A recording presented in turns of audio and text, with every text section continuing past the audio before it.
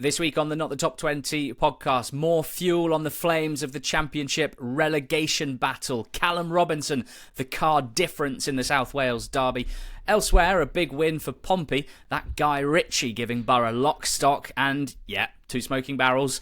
A no-score draw at Turf Moor, but certainly no Ballon d'Or for Isidore, who saw James Trafford claw 2 pens out of the bottom corner. Saves right out the top drawer.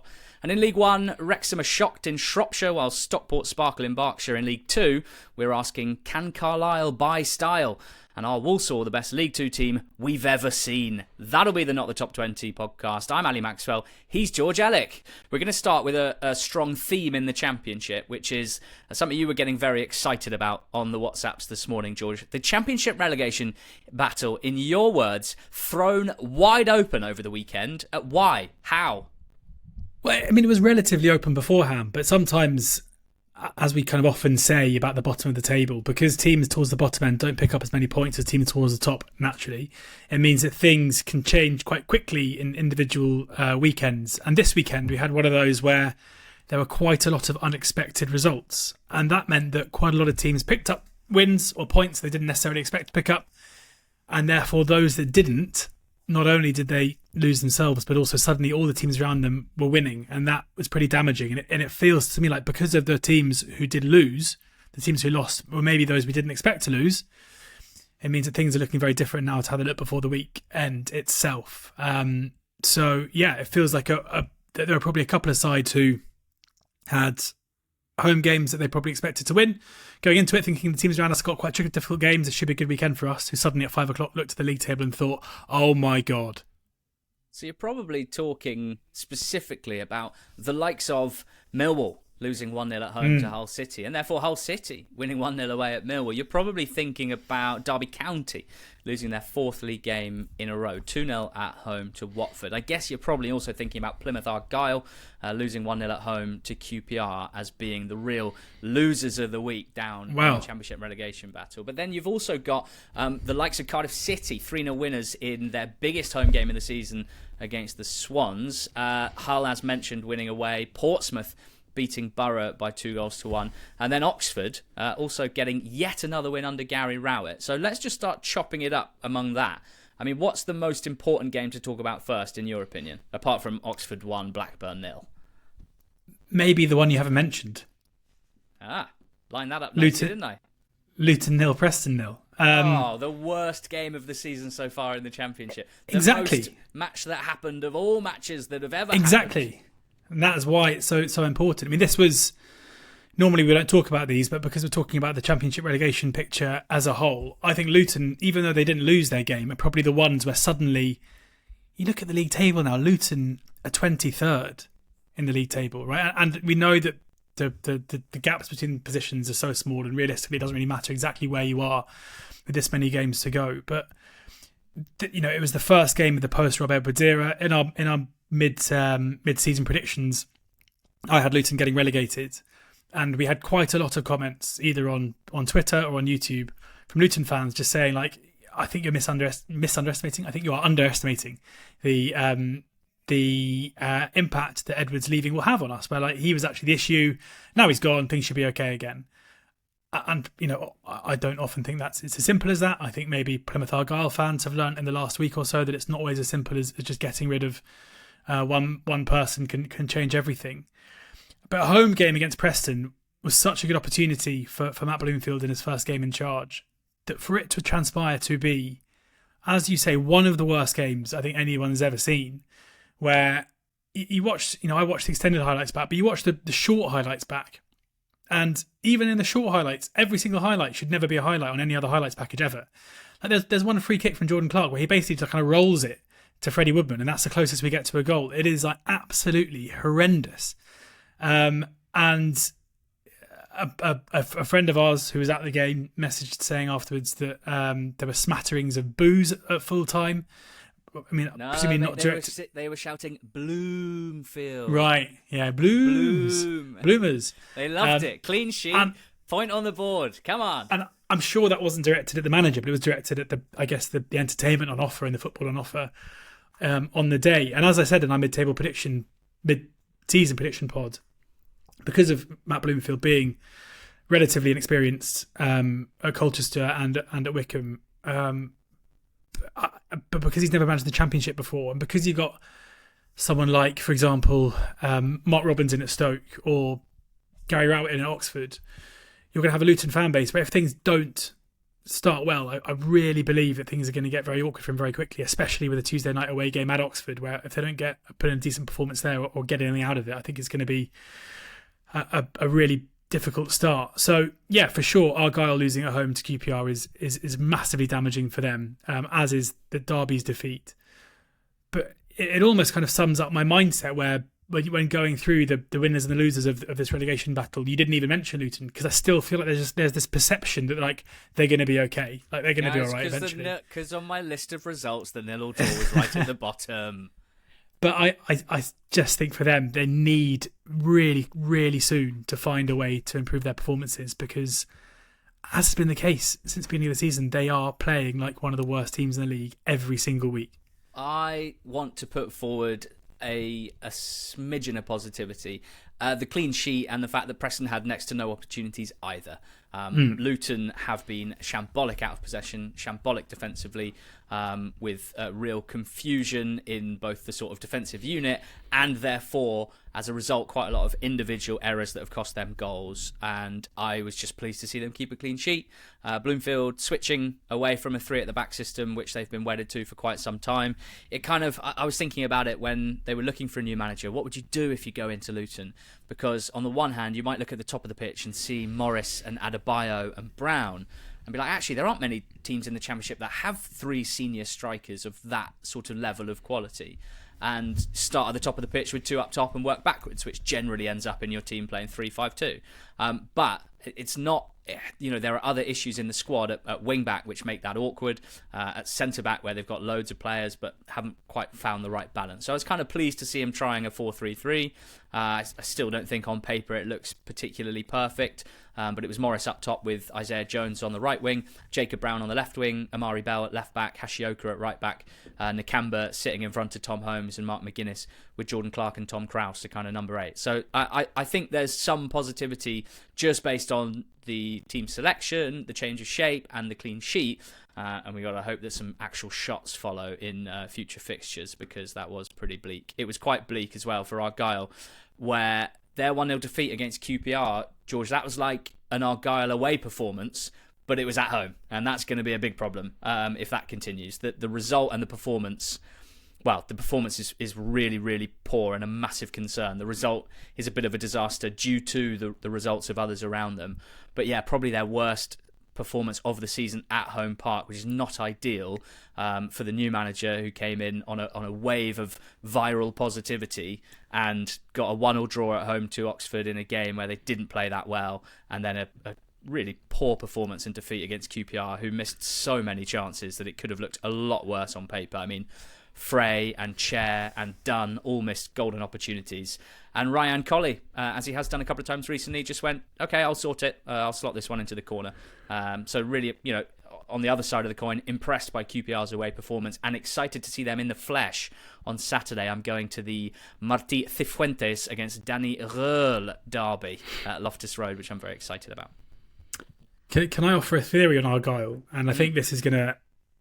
We know we have lots of lovely friends from Argyle who listen to this podcast, and this is going to be the 3rd time we upset them in about 5 minutes, because you having a pop at Morgan Whittaker, me saying that it's not just as easy as sacking Wayne Rooney, and now I'm going to offer up a theory about their home form, which is kind of the reverse new manager bounce, right? So we've spoken a lot about the new manager bounce in this podcast, which is around variance and around the fact that managers often get sacked after a prolonged period of bad luck, where like performances might not be great, but like they're not getting the rub of the green either, and therefore they have a run of defeats, which causes the manager to get sacked. Things don't really change, but variance happens the other way, where suddenly their shots start going in, or the opposition start missing their chances, and therefore results shift. The manager gets the credit, whereas actually not as much has actually happened to trigger that.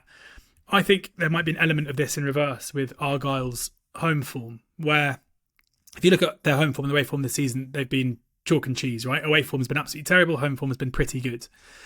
On the road, their away results and away performances have been abysmal. Like rarely creating any opportunities to score, let alone score themselves. can't really get out of their own half, can't really defend with any solidity at all. Like that, something has to change if their away form is going to change. There's no denying that. The home results have been better, but when you look at the actual underlying numbers, even though the performances are better than away from home, they've still been fairly fortunate. Like there have been loads of games where they've won or drawn games where if you look at the underlying numbers, they've either been fairly fortunate to get it or it's been really, really tight. And I just wonder if maybe therefore that was unsustainable. This was always going to happen. The regression at home was always going to happen. And they've had 2 games at home to Oxford and to QPR, 2 teams who at home they would expect, given their performances so far this season, to at least probably get 4 points from. And they put in an okay performance against Oxford and a really, really bad one against QPR, and they've lost the game. They lost the QPR game 1-0. And even though I would say that certainly the QPR game was, from an attacking standpoint, far, far beneath what we're used to seeing from Argyle, I wouldn't be too quick to judge the new manager based on these 2 games because, as I say, I'm not entirely sure that their home park form has necessarily looked to be like this is a team who at home are a mid-table side necessarily. As you say, really concerning. The fact they weren't really able to create much was an issue. I would, also counter that by saying that we also know that Marty Cifuentes' QPR are a team where, when they are at their best and they're at it, teams really struggle to create any chances against them, and that was the case here. So, yeah, concern for them. QPR are a side right now who always happens where like they put a run of form together. You're looking at the league table and you're like, could they challenge for the playoffs? Probably. There's no reason why they can't. I'm thinking that about quite a few teams at the moment, George. Another bad vibes Derby County, because they lost 2-0 at home to Watford. They're suddenly 1 point above the drop zone on account of, or off the back of their 4 defeats in a row. I mean, this was not quite the same as Argyle against QPR in the sense that, this was a bit more smashy and grabby and certainly a more even contest, with Watford getting an early goal. Winning away from home, only their 3rd away win of the season, very impressive. Doing it without Chakvetadze, very impressive. Watching Kwadwo Bar just pick the ball up and carry it 40 yards to the right-hand side of the box, fizz a ball across that ends up getting fired in by Loser, made me realise that Watford have got a sort of... cheat code is such an overused expression, but I can't think of a better one. But basically, having Chakvetadze and Kwadwo Bar in your team is a bit of a cheat code in terms of them basically being 2 of the top 5 ball carriers probably at the level. They do so in a different way, but the stats bear it out that Bar and Chakvetadze, in terms of just carrying the team up the pitch, drawing defenders to them, beating defenders, drawing more defenders to them, and therefore creating space for their teammates, about as good as you get at this level. And I think we saw that in the first goal. That was their first shot. They went 1-0 up. Then they weathered a storm. Derby hit the woodwork 3 times in the game. Watford hit it as well, we should say. And then they score on the break, Kayembe, to go 2-0 up towards the end. So much better performance from Derby compared to Argyle, but still a pretty damaging defeat. A good one after a tough week for Watford and for Tom Cleverley. Now some of the winners down there. I mean, the South Wales Derby, I think it's one of my favourites in English football, or in... That's an interesting way of describing it, isn't it? It's one of my favourites in football. English leagues. I'm going to leave it to Gary Weaver. Yeah, I think it was... Yeah. I was going to say exactly this. I was just going to leave it to Gary Weaver to give you the rundown of what happened in this one. Cardiff City are defending their city, defending their state of power in Wales, and right now the team from the city down the road are being refused entry to this capital. He is just unstoppable, relentless. He also said 2 other things I was going to bring up, but he didn't even mention them. He said, on the final whistle, he said the eternal internal battle, which I thought was great about Welsh football. And before the ball was kicked, he also said it was not only one of the biggest derbies in English football or Welsh football, but one of the biggest derbies in world football, which was true and great. True and great. Cardiff were great, taking the season bragging rights, having drawn in Swansea and now a thumping 3-0 win. They have Callum Robinson to thank, because this was a game without a huge amount of goalmouth action, as they often are, and it took just a quality finish into the corner to unlock things, and then Robinson minutes later seizing on a mistake at the back to score a second goal. Both brilliant takes, pleasingly well celebrated as well by Robinson, who just gave it full guns blazing both times, which I love. And because of that, I think it's important to spend a bit more time on Callum Robinson, who I think's having one of the most underrated seasons in the Championship. In terms of goals, he became only the fourth player to hit 10 non-penalty goals this season. The others, Sainz, Pirot, Madja. Not only that, he's playing for a team in the bottom three that barely creates much for him. And if you look at non-penalty goals per 90, he is top of the whole championship with 0.73 non-pen goals per 90, with Conway second, Pirot and Haji Wright third, and Borja Sainz in fifth. His finishing has been excellent, and it's a big reason why Cardiff have the points that they have, quite frankly. 5.1 goals scored above his expected goals number, so some properly excellent finishing, as was on show here. You messaged me earlier saying you're a little bit feeling a bit iffy about Swans at the moment. Well, not necessarily just me. I mean, it feels, obviously, after a defeat in a massive derby, you're going to get really emotional reactions. But it does kind of feel like things at Swansea were on a real upward trajectory for quite a long period of time. And the last couple of weeks, it's unravelled incredibly quickly.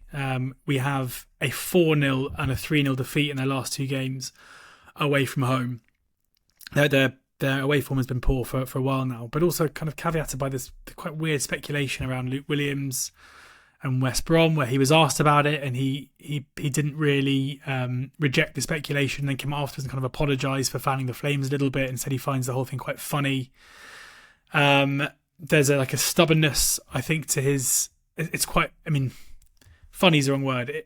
I've seen a few Swansea fans complaining about his stubbornness when it comes to style of play and tactics, when I thought that the Swansea way was a non-negotiable for most Swansea fans, but that seems to not be the case when they lose 3-0 in a derby game against Cardiff. But undeniably, it feels like there's a bit of bad feeling at Swansea right now, which might just be the product of a derby defeat and a 4-0 thrashing away from home at a team who are one of the favourites for relegation. But having not that long ago been very sweet on them in their performances, something has shifted in the last couple of weeks, and now they're not playing very well. They're not getting many good results, and the general feeling around the club is very quickly dissipated into negativity.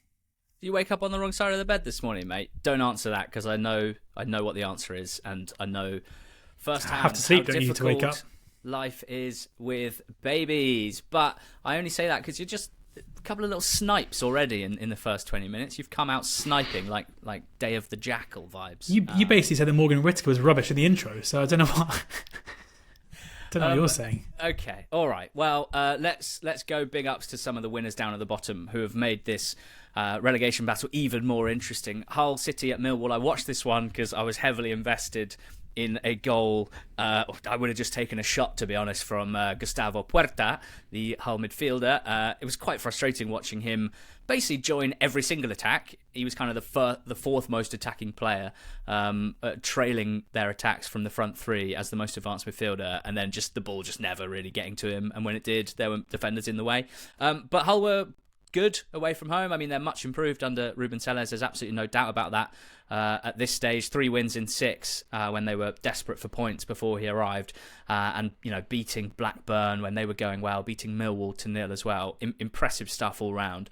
I mean, it was quite a frustrating game to watch for both sides, in the sense that there weren't that many golden opportunities, partly because all of the good attacks, it felt like, all of the opportunities that could have turned into chances were just wasted with poor decision-making or poor execution in the final third. And that's something that both teams need to work on, but maybe particularly Millwall at the moment, who, George, again, maybe a bit like Derby, probably a month ago, were feeling a lot more comfortable than they are now. All of a sudden, they're 4 points above the relegation zone. They've won 1 in 12, only Argyle picking up fewer points in that time. So Millwall absolutely being dragged in too. Yeah, and when you look at the teams that they've lost to at home, it's kind of unforgivable in a way. A home defeat against Oxford, followed by a home defeat against Hull, for a side who generally don't lose too many games at home. To be beaten without scoring against two sides who they're trying to beat in a relegation race isn't really acceptable. And very quickly, Neil Harris's departure from Millwall seems to have left them in it a little bit, because he left a side who were had aspirations to kind of punch above their weight this season. He left a side who had one of the best underlying numbers, some of the best underlying numbers in the division, who were flagged as being a kind of data darling before their good run of form came about.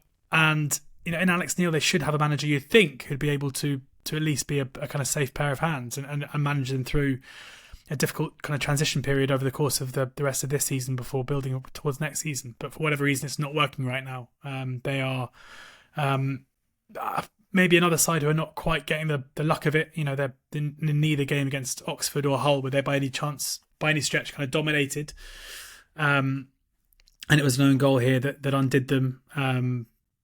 But even so, it feels like they've definitely lost a bit of their early season strength. And right now, I think again they're another one of these teams where probably a couple of weeks ago it felt pretty fanciful that they'd be involved in a relegation battle. Pretty unlikely, but right now you look at the league table and it's very hard to see why they aren't.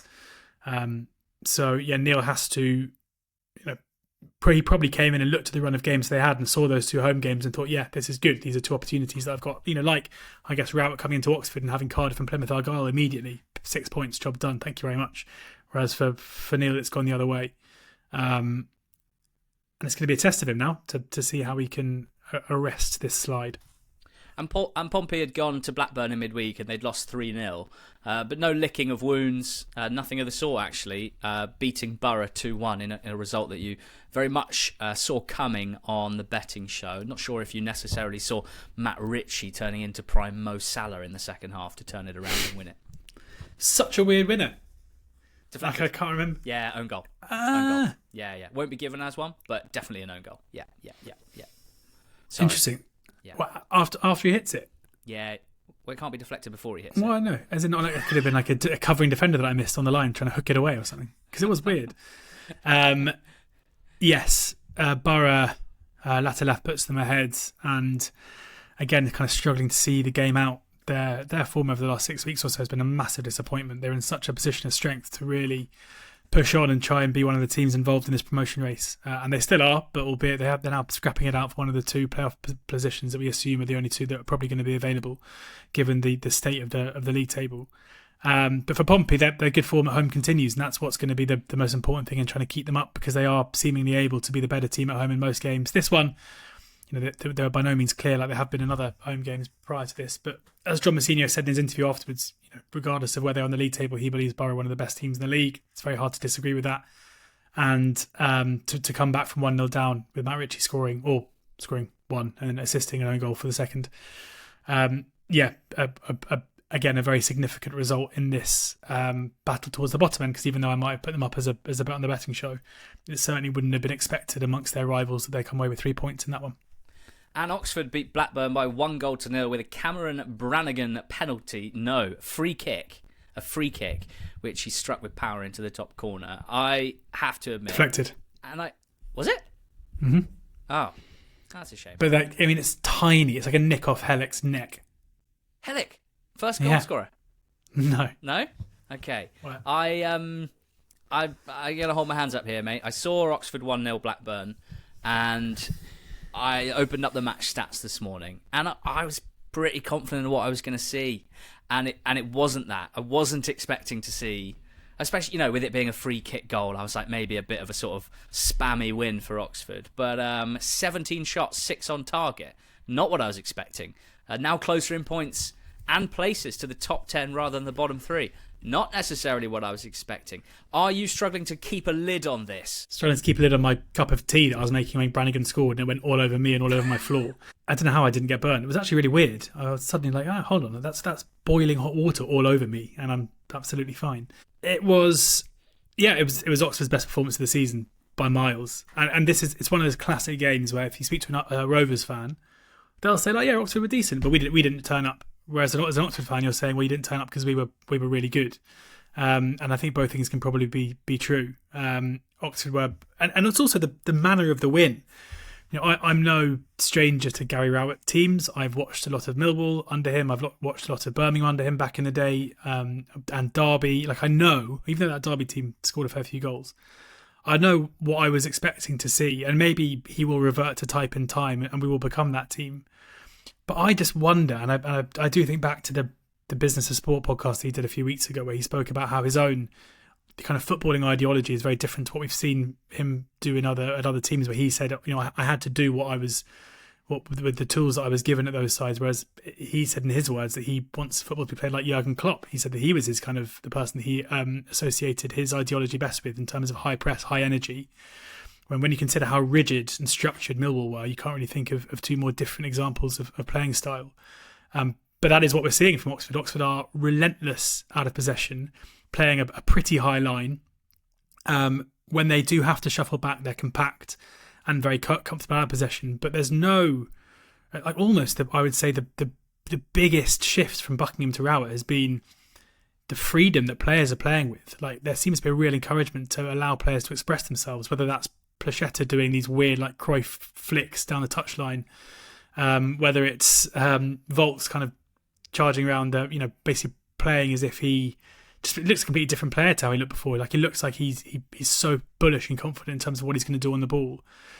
And it's entertaining and it's good to see. And for the most part, Oxford should have taken the lead in the first half, where Rodriguez tapped in, but Mark Harris was a bit over exuberant and kind of challenged Rodriguez for the ball and was in an offside position, so he was given offside and there was absolutely no need to go for the ball at all. Pears made a couple of big saves, one from Placheta in particular that was very good. And when the goal came, albeit from a free kick, it was like the least Oxford deserved to be 1-0 up. There was some pressure in the last 5 or 10 minutes from Rovers, as you'd probably expect, but that was the game. We've had wins. Stand out for them from an Oppo point of view? Not really. Did Tronstadt get injured? I think Tronstadt got injured in the first half. Out that was quite damaging for them. I saw that, but then their best period of the game was after he came off in the second half of that first half. Like first 25 minutes, Oxford bossed it. Tronstadt came off, and then I'm not saying because of that, but then last 10 minutes of the first half, Rovers were well on top. No, not really, but they'll admit. Again, seen lots of Blackburn this season, know how good a side they are. This was just not a good performance from them whatsoever. I wonder if maybe there was a bit of complacency coming into it, given how good their form had been in recent weeks. But I was amazed by how easily, to be honest, Oxford managed to create decent chances throughout the game and keep Blackburn at bay. It was the fact that Elek was only announced at 7:00 on the Friday night probably helped them, because I would assume that Mac Tagay started with John Eustace thinking it was going to be Jordan Thornley and Kieran Brown, in which case that would have been a complete mismatch in terms of physicality. But Elek came in and did pretty well, albeit the one thing I would say to Rovers fans is that I personally thought that Elek could have been sent off after about 15 minutes, where he tugged, I think it was Crozer Dewberry down, and you could see the referee knew that if he gave a free kick, he was going to have to give a red card because he was in behind and there was no attempt to play the ball, and he didn't give anything. But yeah, if Oxford play like that from now to the end of the season, then I think they can elevate themselves away from this relegation battle pretty quickly. But it's never that easy. Only one win in Blackburn's last 7. That came midweek last week, 3-0 win against Pompey. They have failed to score in 4 of those last 7 as well, but find themselves in 5th spot, the team trailing that top 4 that have pulled clear. So still in a very cosy position. And down towards the bottom, let's just touch on the fact that Stoke City, who are kind of in the mix as well, 2 points above the relegation zone on 28 points, albeit there are Derby, Cardiff and Hull now between them and the zone, with Portsmouth and Luton and then Argyle in it. This was fun on 2 levels. One, Nathan Lowe back at Stoke, starts up top for Stoke and scores for Stoke in a really nice, just a really smart, improvised, quick thinking finish into the corner. Initially looked like a just shot had sort of hit him and gone in, but absolutely not. He steers it. He has anticipated what might happen and steers it into the corner, and it's that level of instinct, I think, that is so exciting. He almost scored a second as well at the back post, full stretch, couldn't divert it in from close range. So I think a pretty encouraging start for Nathan Lowe's second era at Stoke. It's not his first Championship goal for Stoke City. He scored one last season as well. But in the Hawthorns dugout, or rather not in the Hawthorns dugout, that was Chris Brunt, but very much walking onto the pitch and taking in his acclaim as the returning manager of West Bromwich Albion, 17 years after the end of his first spell. Tony Mowbray is the West Brom manager, and I couldn't love it anymore, partly because he's just one of the best people in the EFL, in English football. He's one of the most personable managers I think that has ever existed. He has somehow had this incredibly long footballing career as a player and a manager, and has not an ounce of bitterness, seemingly, which is sometimes the case for those long in the tooth who've been impacted by this godforsaken sport. He's just incredible, and of course he returns having made a recovery from cancer, which kind of hit him pretty hard last year, and which, if you read an incredible interview with Michael Walker on The Athletic, he goes into detail what he's been through, both physically and psychologically. For him to now be looking healthy and vibrant and soaking up the acclaim from the Hawthorns faithful. I mean, seeing a packed Hawthorns singing his name was brilliant, really emotional, and I'm excited to see what he does. Clearly, George, he is not Carlos Corberán Mark II, so they haven't gone for a similar type manager. I don't necessarily hate that, and I even think in the short term it could end up being quite perfect, in the sense that it's hard for me to imagine, given that his priorities tend to be attacking football, less so defensive structure like Corberán. Albeit I can see why that seems awkward as a transition. I guess I have this hope, perhaps naively, that the structure that Corberán's imposed over the last 2 years is unlikely to just vanish overnight with the same players who broadly understand where to be and how to play when they're next to each other. But if he can get a little bit more, as it seemed they might already from Diangana and Johnston and Fellows, then going forward he might unlock a bit more out of them. So really interested by how this goes. And I do think there's been almost quite a good transition period, as you mentioned there, from Corberán into Mowbray under Brunt, where they've been pretty good, I'd say. Like, they were pretty good again against Stoke. And I just totally agree with you. I think often in football there are stories that come about every so often that make you really happy. And this is one of those, where it wasn't very long ago that Tony Mowbray stood down from his time in charge of Birmingham City. I think it's become very obvious since then. We didn't know kind of the extent of his issues, his health issues then, and I think it's become very obvious that things were pretty bad and were pretty bleak for a period of time. So the fact that he's now back healthy, that he's got the all clear, that he's returning to a club where he's revered, where he is so popular, who needs someone of his stature, and who are kind of hurting a little bit after a manager who they had a good affinity with decided to move on after a period of massive off-field instability, after a period where fans of the club were concerned for a period of time that there may not be a club anymore, should things not right themselves. It feels like a perfect match, and I really, really hope that he comes in and is able to have success and do incredibly well there, because he really is someone who I interviewed him once, and it was one of my favourite interviews I've ever done with any sportsman or anyone involved in sport previously. Just a guy who clearly values the human side of football management and what football is above anything else, and that, I think, is something we can all learn from. So yeah, really excited to see him back in the dugout, as you say. And also I would say, in terms of the transition, there has been a bit of a shift under Corberán in the last year or so, where we are seeing way more games where he sets Baggies up to dominate the ball and to play a bit of a high line. I think we've seen, maybe it was in part his attempt to try and secure a job such as one in La Liga, where that out of possession shape stopped becoming the hallmark of a Corberán side, albeit he was able to call upon it when the game necessitated that approach. So yeah, excited to see how it pans out, and just really happy to see Mowbray back in football. Yeah, obviously won the championship with West Brom in his first spell, and took them to the FA Cup semi-final as a championship team as well. Luke, who's a Baggies fan on NCT20 Squad, pointing out a great quirk, saying that when Mowbray took over the first time, one of his first signings was Chris Brunt. He joined in the summer that we sold Jason Kumas to Wigan. On Saturday, Chris Brunt completed his final game as interim manager before handing over to Mowbray, and Jason Kumas' son was playing for the opposition, Stoke City. So we've got some massive games in terms of the relegation battle on Tuesday and Wednesday. Millwall Cardiff go head-to-head at the Den. Oxford and Luton as well. On Wednesday, Portsmouth and Stoke. We have a midweek recap podcast in a similar style to the Monday pod that goes out to our NTT20.com paid subscribers.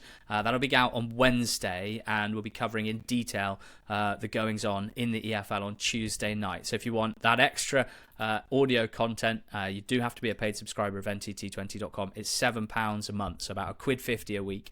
And with that, you get at least 3, but often more, bits of either written or audio, sometimes even video content. And it would be great if you could give that a go and sign up to NTT20.com. We'll see you for Under the Lights on Wednesday at the top of the champ. At the top of the champ. It was a good weekend for Leeds and Sheffield United, you have to say. Both beating potentially tricky opposition in Sheffield Wednesday and in Norwich 2-0. 3-0 in Leeds' case, 2-0 in Sheffield United's. Just to do goings on at Bramall Lane quickly. I mean, both teams missing plenty here. In Sheffield United's case, it's Suter, Vinny Souza, Kiefer Moore, basically the spine of their team, and then Raksaki, who gives them a bit of razzle-dazzle. For Norwich, it was Cordoba, Nunez, Sargent, again, centre-back, central midfielder, striker, and then Borja Sainz, who gives them a little bit of razzle-dazzle. So a lot was missing here, and it's fair to say Sheffield United dealt with it a lot better. So good at home this season, and it was a Burrows brace. I just love how well Harrison Burrows has stepped up to the Championship, because there were legitimate sort of scouting style question marks about his ability to defend at a higher level and to cope with, powerful, skillful wide forwards. And it turns out, particularly playing for a team that obviously one of the league's best, and therefore spending quite a lot of time in attack rather than defending. But it turns out that having a really, really, really excellent technique when kicking a football translates pretty nicely higher up a level and playing with really good players. And what I like about Burrows is that in fullback terms, he can do the tidy technical kind of build-up stuff in his defensive and middle third, because he's played in midfield before. He's just a smart footballer who can do the pass and move stuff. He can do the short passing, but then he can also do these brilliant whipped crosses, can't he? And he's already shown in a Blades shirt that when he's that extra man at the far post as well, joining attacks, if the ball gets to him, he can get it out of his feet and get a shot off. He's an absolutely deadly finisher from kind of 15 yards and out. So great game for him, great win for him, for Norwich. I kind of forgive them this because of so many absences, but it's frustrating the manner of the first goal in particular, trying a short passing routine, which was already seeming to cause them their own problems, and then conceding from it for the first goal. I just sort of think if you've got Kellen Fisher, who's normally a right back, playing in defensive midfield, if you've got players basically playing in unusual positions and having partnerships on the pitch with players that they're not used to playing alongside, maybe don't play that kind of way against a top 3 out of possession team. I don't know. I'm a Johannes Hoff Turrup process truster, as we know, but come on, mate. I think we could have probably been a little bit smarter there. What about Leeds 3, Wednesday 0? Yeah, it leads to 0 again at home.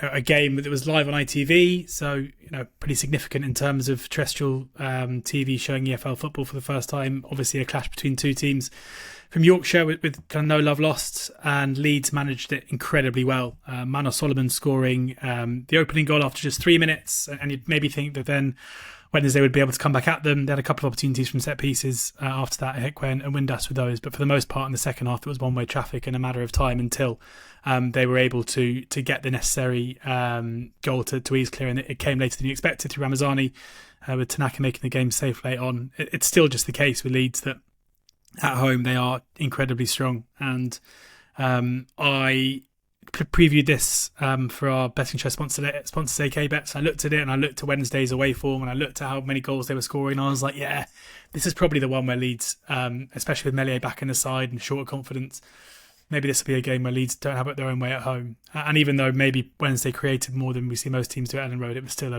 a relatively comfortable game where they made their dominance count in the end, with the pressure on as well, having seen Sheffield United win on Saturday. So an important win for Leeds. Finishes off quite a difficult week for Wednesday.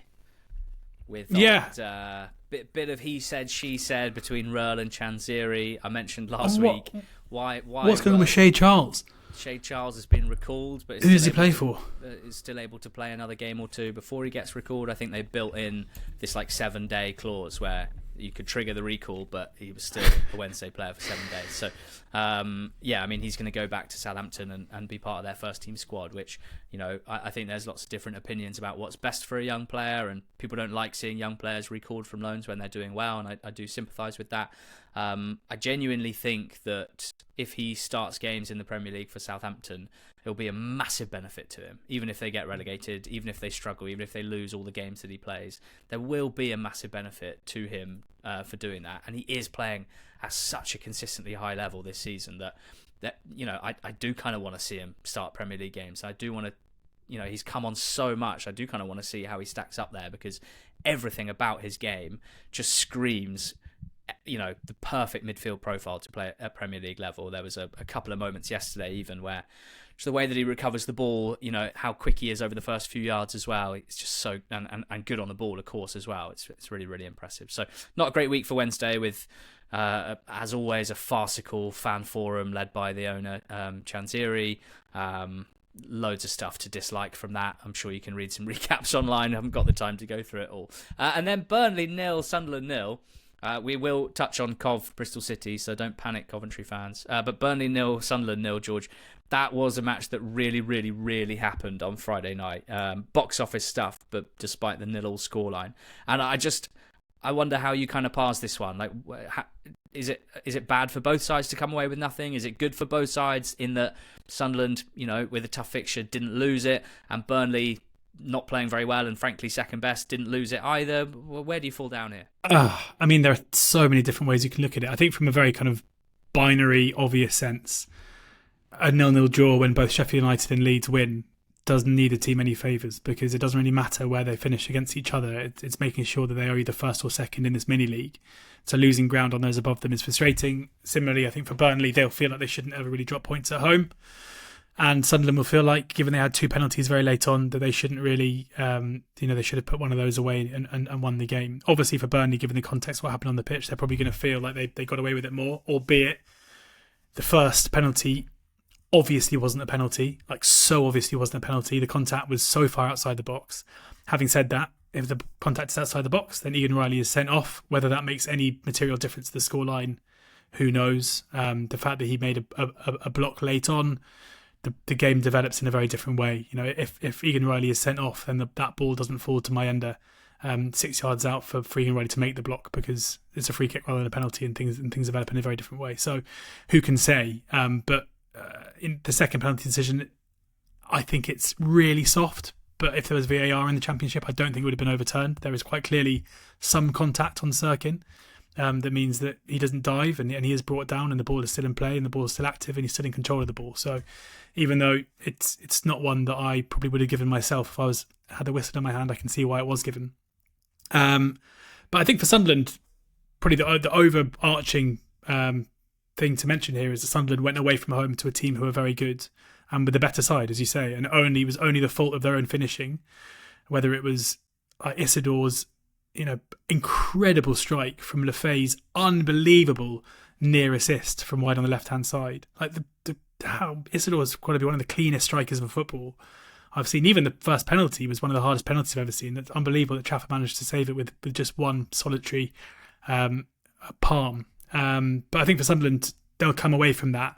As you said in our mid-season predictions last week, Sunderland are very much there on merit and shouldn't be perceived as being the outsiders of the four. And anyone who watched the game on Friday night must come away from watching that game agreeing with you and seeing that Sunderland are absolutely the quality needed to go all the way and be a side that could challenge for the top two. Coventry beat Bristol City 1-0. Not loads in the game, to be honest. Fairly well matched, I think it's fair to say.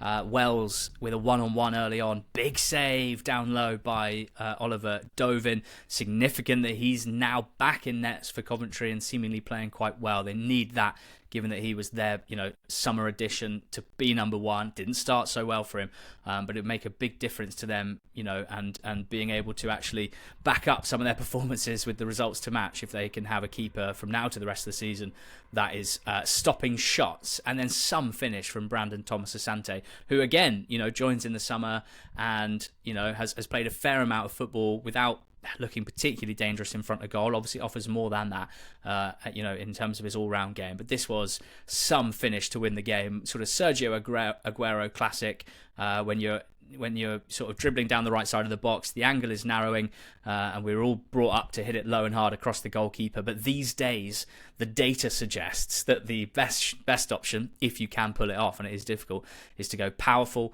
high, near post. The keeper's generally crouching to get ready for that low shot with their right hand, as the case was. And if you just smash it high, then they can't get their hand up in time to save it. So really impressive finish from Asante to win the game. If you're Coventry, level on points with Oxford United, let's not forget. So it's the same for Yellows too. It's kind of hard to know where the promotion battle ends and the relegation battle starts here, really. I think the answer is it can be both. I think Oxford could have a terrible run and be sucked into the relegation battle. Coventry could have a great run and push for the playoffs. And that could be the case for the other teams as well. But, for Cov, you're 9 points off the playoffs. There are 8 teams that you need to get above to make the playoffs. And there are 19 games left. So the way that I would look at it is kind of break it down and say, when there's 15 or 14 games left in 5 games' time, can that be 6 points and 6 teams to get above? When there's 9 games left, can that be 3 points and 3 teams to get above? Basically, can you make March and April really interesting? And with apologies, George, for Cov, that is how I'm thinking of it. Whereas for Oxford, I'm kind of thinking, can you get to March feeling really comfortable? Because you have some pretty tough fixtures at that point. But it is. I mean, it's a funny kind of. We know the Championship is incredibly, always very open. Where at this stage of the season, the playoff picture does kind of bleed into the relegation picture. But in this specific case, we've got 2 teams who are level on points and play the same amount of games, and one is third favourite for relegation, and the other one is an outside chance of the playoffs. Like, that's crazy. And just and yeah, I mean, I'm certainly not sitting here wondering if Oxford can pick up a few wins and force their way into the playoff picture. But I do agree with you that Coventry absolutely have the qualities to be able to do it if they are able to put a run together. Albeit, I still just, I'm not quite sold on their performances at the moment. It feels like a slightly ironic one where I'm not entirely sure they're playing any better than they were under Robbins and they were struggling for points, but certainly the results are better. It's a hell of a league. It was a hell of a weekend in the Championship.